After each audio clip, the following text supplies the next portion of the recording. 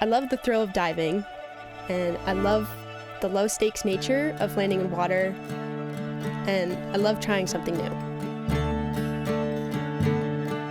Because in a single day, I can go from the art studio and painting to a neuroscience lecture, surrounded by mentors and adults I look up to and can ask for advice, and then head on over to dive practice and shower and get ready for my student government meeting.